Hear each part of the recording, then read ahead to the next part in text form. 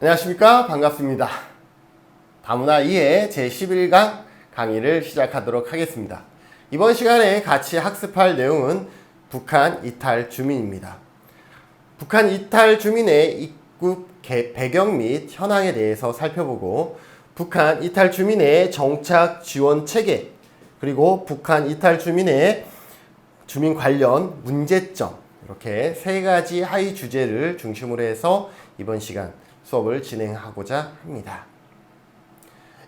입국 배경 및 현황입니다. 백두산 사진을 갖고 와 봤는데요. 상당히 멋있네요. 저는 가보지 않았는데 한 번쯤 꼭 가봤으면 좋겠습니다. 자, 북한 이탈 주민의 입국 배경 및 현황에 대해서 살펴보도록 하겠습니다. 북한 이탈 주민 우리가 세터민이라는 단어로 사용도 하고 있었는데요. 북한 이탈 주민의 보호 및 정착 지원에 관한 법률 제2조에 따르면 북한 이탈 주민은 누구를 얘기를 하고 있냐면 군사분계선 이북지역, 군사분계선 이북지역이라 그러면 어디를 얘기를 하죠? 북한을 얘기를 합니다. 북한의 주소, 직계가족, 배우자, 직장 등을 두고 있는 사람으로서 이제 북한에 있다가 어디에서 이제는 북한을 벗어난 후 외국 국적을 취득하지 아니한 사람을 얘기한다. 북한에 있는 사람인데 북한에서 벗어나서 외국 국적을 취득하지 아니한 사람, 그 사람을 우리는 뭐라고 얘기를 한다? 북한 이탈 주민이다 라고 얘기를 합니다. 이 정의가 아무것도 아닌 것 같은데 이 정의에 의하면 다음과 같이 설명할 수가 있죠. 다음의 경우는 북한 이탈 주민에 포함되지 않는다라는 것이죠. 왜? 정의가 이렇게 내려지고 있기 때문에. 제북 화교 있죠. 북한에 거주하나 중국 국적을 보유하고 있어요. 북한에 거주하고 있지만 중국 국적을 보유하고 있는 분은 북한 이탈 주민이 될 수가 없습니다. 그리고 북한적 중국 동포도 북한 이탈 주민이 될 수가 없습니다. 왜? 합법적 체류 자격으로 중국에 거주하면서 북한적을 가진 사람, 이 분도 어떻게 해요? 합법적 체류 자격이 있어요. 그러다 보니까 북한 이탈 주민에 해당하지가 않고요. 제3국 출생 탈북민의 자녀, 북한 주민의 자녀이기는 하나 중국 등 제2국에서 출생하여 북한에 거주한 사실조차 없는, 북한에 거주한 사실이 없는 자는 북한 이탈 주민이 될 수가 없다. 그리고 북송 제1교포, 제1동포가 북한으로 영주 귀국한 후에 나 못 살겠어. 그래서 다시 북한을 벗어나서 일본에 거주할 경우, 이 경우도 북한 이탈 주민에 해당된다? 해당되지 않는다? 해당되지 않는다라는 것을 우리가 개념 정의를 통해서 알 수가 있는 것이죠. 자, 통일부 2019년 자료에 의하면 지금 우리나라의 북한 이탈 주민은 얼마나 생활하고 있을까? 살펴보겠습니다. 1980년 이후 남북한 사회의 경제적 규모의 격차가 커지면서 80년대 이후에 격차가 커지면서 꾸준하게 북한 이탈 주민은 늘어나기 시작을 합니다. 북한 이탈 주민의 수가 꾸준히 증가하는데 특히 2006년부터 2011년까지 2011년이 상당히 높죠. 2011년까지 한 해에 2,000명 이상의 북한 이탈 주민이 발생을 하게 됩니다. 그러다가 2012년에는 1,500명 이하로 떨어지죠. 2012년 이후에 서서히 감소하는 추세를 보이고 있다는 것을 우리가 확인할 수가 있습니다. 이러한 북한 이탈 주민의 탈출 동기는요, 시기별로 다양해서 뭐라고 딱 하나로 꼬집어 설명하기는 어려울 수 있고요. 2019년 9월 기준 국내 거주하는 북한 이탈 주민은 19년 9월 기준은 33,248명입니다. 남자가 많을까요? 여자가 많을까요? 봤더니 월등히 여자가 많습니다. 여성이 23,951명이고 남성은 9,297명으로 여성의 북한 이탈 주민은 여성이 상당히 많다라는 것을 우리가 통계상으로 확인할 수가 있습니다. 자, 이러한 북한 이탈 주민의 정착 지원 체계는 어떠한 것들이 있는지 우리가 같이 살펴보죠. 자, 북한 이탈 주민이 우리나라에 정착하기 위한 지원 체계에 대해서 같이 살펴보면요. 북한 이탈 주민의 정착 지원 정책은 정부뿐만 아니라 지방자치단체 그리고 민간이 서로 상호 협력하여서 추진하고 있다라고 볼 수가 있습니다. 정부는요, 1997년에 북한 이탈 주민 보호 및 정착 지원에 관한 법률을 제정하면서 북한 이탈 주민이 대한민국 사회에 잘 적응하도록 지원하는 역할들을 하고 있고요.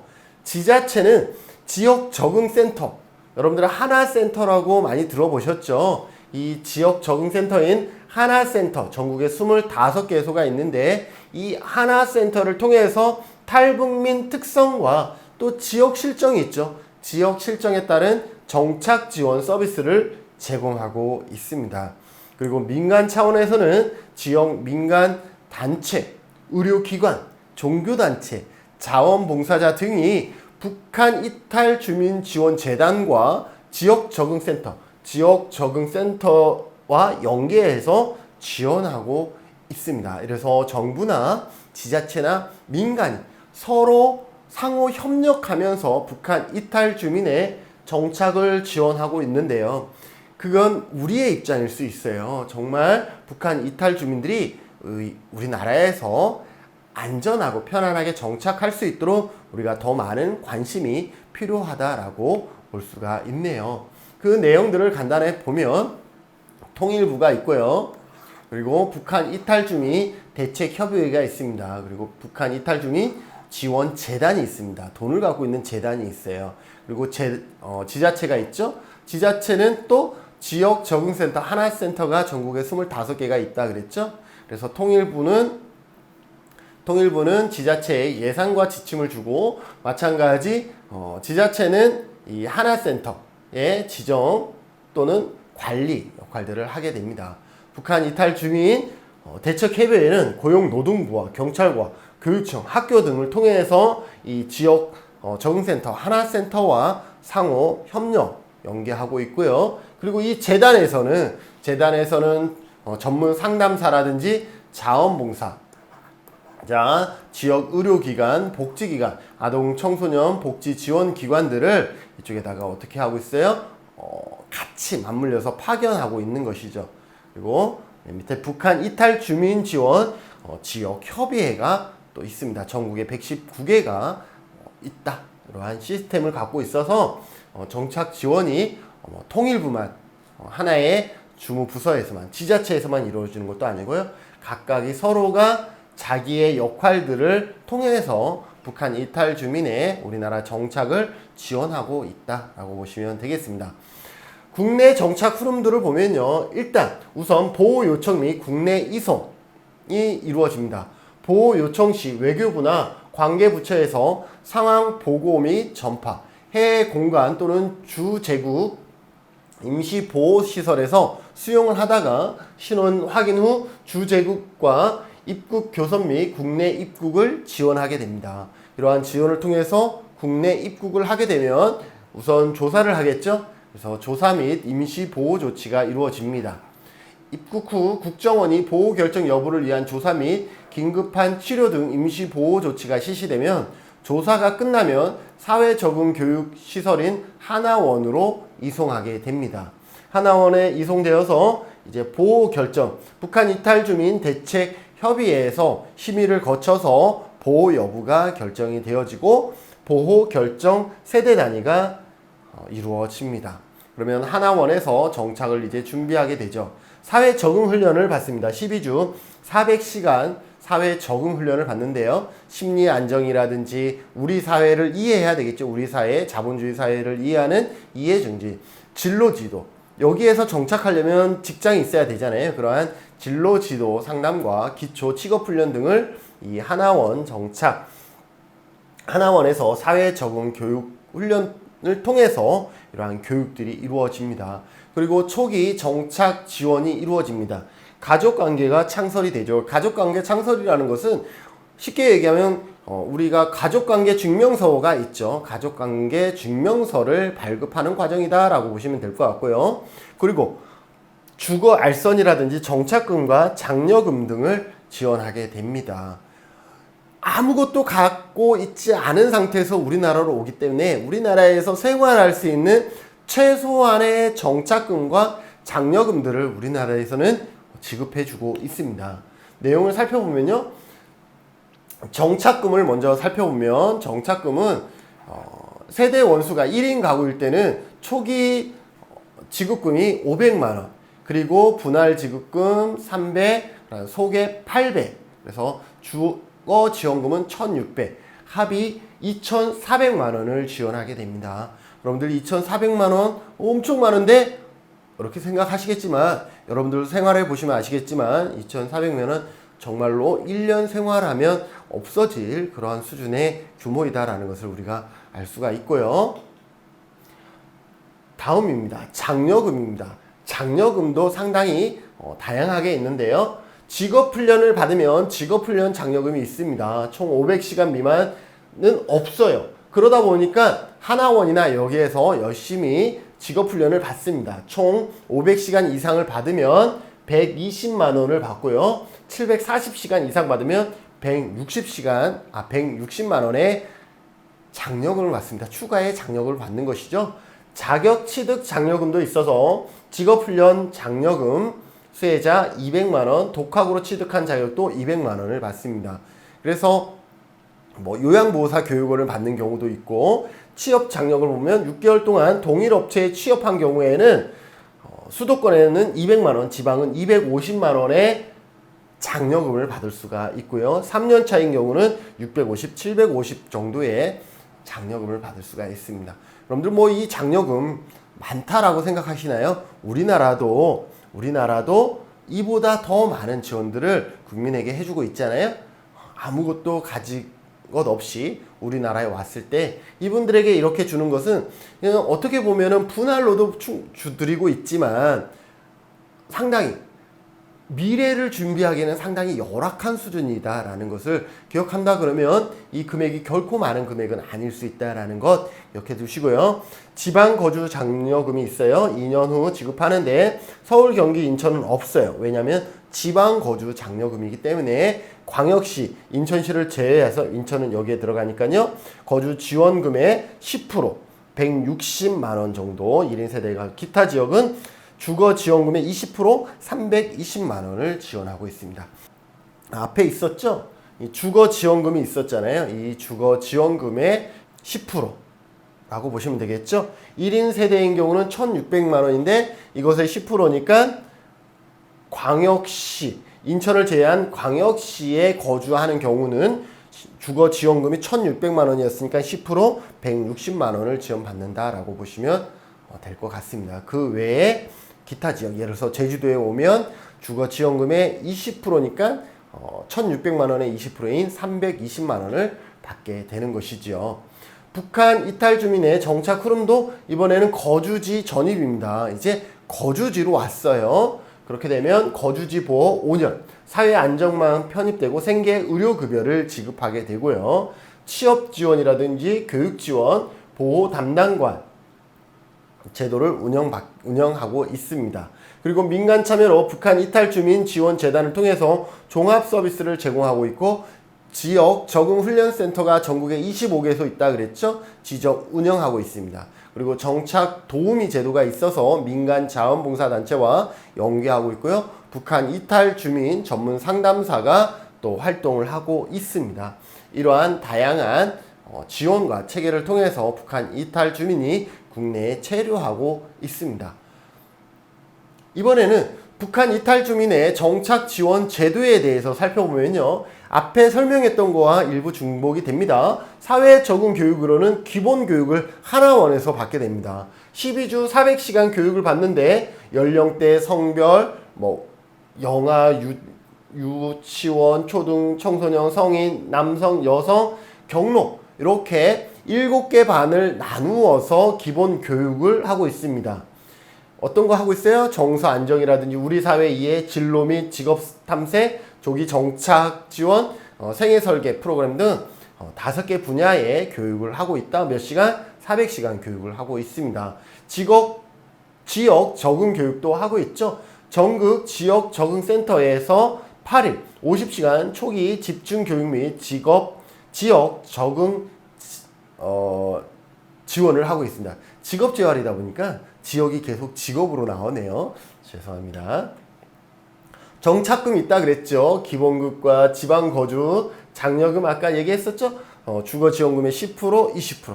그리고 취약계층 보호가상금도 여기에 보면 있습니다. 연령 가상금이 있고요. 보호 결정일 당시 만 60세 이상인 자는 720만원, 장애 가상금 1,540만원이 있고요. 경주인 경우는 360만원. 장기치료 가상금과 한부모 가정 아동보호 가상금이 있습니다. 세대당 360만원. 제3국 출생 자녀 양육 가산. 제3국 출생 자녀는 북한 이탈 주민으로 해당되지 않기 때문에 다양한 지원에서 배제될 수가 있기 때문에 보호 가상금을 추가로 지원해주고 있습니다. 주택 알선과 주거지원금. 주거지원금은 앞에 표에서 우리가 이미 봤었고요. 주택 알선은 영구, 국민, 다세대 임대주택 알선을 해주고 있습니다. 그리고 취업에 대해서는요, 직업 훈련 및 훈련 수당을 주고 있습니다. 훈련비 전액 지원 및 훈련 기간 중 훈련 수당을 지급하고 있고요. 직업훈련 장려금 우리가 앞에 살펴봤었죠. 500시간 이상 되면 120시간, 그리고 740시간 이상 되면 120만원이죠. 160만원 지급하는 내용들을 우리가 앞에 표에서 살펴봤고, 취업 장려금도 있죠. 3년간 근속 시 최대 수도권은 1650만원, 지방은 1950만원을 지급하고 있고, 고용지원금이라 그래서 임금의 2분의 1을 50만원 한도에서 기본 3년, 최대 4년간 지원을 해주고 있습니다. 자산 형성 제도도 있는데요. 우리나라도 이러한 자산 형성 제도들이 있죠. 1+1, 1대1로 해서요. 마찬가지 50만원 범위 내에서 지원 기간이 2년입니다. 2년인데 1년 단위로 2회까지 연장이 가능하잖아요. 2년인데 1년 단위로 2번 연장이 가능하니까 최대 4년까지 50만원, 월 최대 50만원을 적립을 하면 추가로 50만원을 플러스해주는 자산 형성 제도도 있습니다. 그리고 기타 취업지원센터의 운영, 사회적 기업 설립 지원이라든지 영농, 정착 및 창업 지원, 이러한 다양한 취업과 관련된 지원들이 있다라고 보시면 되고요. 사회보장 제도로는 생계급여, 의료급여, 연금 특례가 있고요. 그리고 교육으로는 특례 편입학, 학비 지원 등이 있습니다. 그리고 다양한 상담들을 받을 수 있고요. 자, 너무 빨리 설명을 했나요? 북한 이탈 주민 관련 문제점에 대해서 살펴보도록 하겠습니다. 체제 부적응으로 인한 경제 문제가 가장 큰 문제일 수 있죠. 사회주의에서 이제 자본주의로 넘어오면서 그 체제의 부적응으로 인한 가장 큰 거는 경제 문제겠죠. 아무것도 갖고 나오지 않았기 때문에 더 경제 문제가 더 클 것이고요. 정신건강 문제도 있습니다. 우리가 이게 탈북한다라는 것이 목숨을 내놓고 해야 되는 일이라는 것을 우리가 그래도 조금은 알 수 있잖아요. 그럼 그 목숨을 내놓는 과정에서 누군가는 다치고 누군가는 또 돌아가시고, 이러한 과정에서 받는 그런 어떤 스트레스와 그런 어떤 아픔, 이러한 부분들로 인해 신체 건강도 있겠지만 특히 정신 건강 문제가 막 클 수 있고요. 자녀 교육, 그죠? 우리나라의 자녀 교육의 수준을 따라가야 되고, 탈북 과정에서 적절한 시기에 교육을 받지 못함으로 인해서 한참 뒤처졌는데 그것을 또 따라가려고 하는 어려움, 학교에 갔을 때 학교 적응에 대한 어려움, 이러한 여러 가지 문제가 역시 북한 이탈 주민 관련 또 커다란 문제로 작용할 수가 있겠다라는 것을 우리가 알 수가 있습니다. 네, 체제 부정응으로 인한 경제 문제입니다. 북한의 경제관과 체제에 대한 불만 혹은 개인적인 문제로 북한을 떠나 남한으로 오기는 왔는데 남한의 자본주의 경제 체계에 적응하지 못하여 남한 주민들에 비해 낮은 취업률과 고용 불안정으로 경제적인 어려움에 처할 수 있다라는 거죠. 오타이죠? 예. 처할 수 있다라는 거죠. 북한 이탈 주민들의 취업에 대한 욕구는 상당히 높습니다. 하지만 남한에서 요구되는 어떤 학력이나 기술이 없기 때문에 부재한 경우가 많아서 취업의 어려움이 상당히 많다라는 것을 우리가 알 수가 있는 것이죠. 우리나라에서 원하는 기술들을 북한에서 미리 배워서 온 게 아니죠. 물론 하나원에서 일정 교육이 있긴 하지만 그것은 가장 낮은 수준의 교육이기 때문에 정말로 실무에서 필요한 이러한 기술들을 다 배우고 나오기는 많이 어렵고 역부족이다라는 것이죠. 그로 인해서 직면하게 되는 경제적 어려움이 있을 수 있다라는 것이고요. 자, 다음입니다. 두 번째는요, 정신건강 문제입니다. 1990년 이후 북한 이탈 주민들의 탈북 경로를 보면 90% 이상이 제3국을 통해서 탈북하게 됩니다.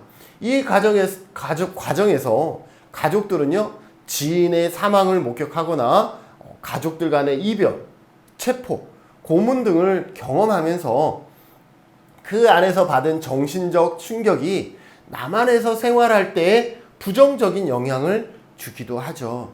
우리가 끔찍한 상황을 우리가 직면하고 목격하게 된다 그러면 삶 속에 그것이 계속 트라우마로 작용하겠죠. 특히 10대 북한 이탈 주민의 경우 돌봄이 필요한 나이에도 혼자 남한 생활을 하면서 심리적, 정서적인 어려움은 더 클 수가 있다라는 것이죠. 누군가의 돌봄을 받아야 될 나이인데도 불구하고 이러한 과정에서 부모의 사망을 목격하고 또 한국에서 생활하고 있기는 하나 스스로 살아가야 되는 그 과정에서 겪게 되는 심리적, 정서적 어려움들은 정신건강 문제로 상당히 크게 작용할 수 있다는 것을 우리가 알 수가 있고요. 자, 세 번째, 자녀교육입니다. 자녀교육 문제로는요, 경제적 어려움으로 인해서 자녀교육에 있어 필요한 것들을 지원해주지 못해서 경험하는 어려움. 혹시나 내 주변에 누군가가 마찬가지 경제적인 어려움으로 인해서 자녀 교육에 필요한 지원을 해주지 못한다 그러면 저의 마음도 같이 아플 것 같습니다. 그래서 이러한 자녀 교육에 필요한 경제적인 지원을 해주지 못함으로 인한 아픔도 있을 것이고요. 한국의 교육적 열기를 따라가지 못하는, 한국 사회가 교육적 열기가 상당히 높잖아요. 그러한 교육적 열기를 따라가지 못함으로 인한 어려움도 있을 것이고요. 탈북 과정에서 정상적인 교육을 받지 못함으로써 연령에 맞는 지식 체계를 갖추지 못하여서 일반 또래들과 단절미, 또 그것으로 인해서 학교 폭력에 노출되어지고 학업을 또 중도에 탈락하는 이러한 일들이 더 많을 수 있다는 것이죠. 이러한 여러 가지의 문제들은 북한 이탈 주민들이 가지고 있는 아픔과 또 어려움이 될 수 있다는 것을 우리가 같이 기억해 두셨으면 좋을 것 같고요. 생각 나누기입니다. 2020년 5월 기준으로 제가 살고 있는 제주 지역의 탈북민 수는 316명입니다. 우리나라의 탈북민 수의 약 1%를 잡으면 제주도의 탈북민 수라고 생각하시면 되거든요.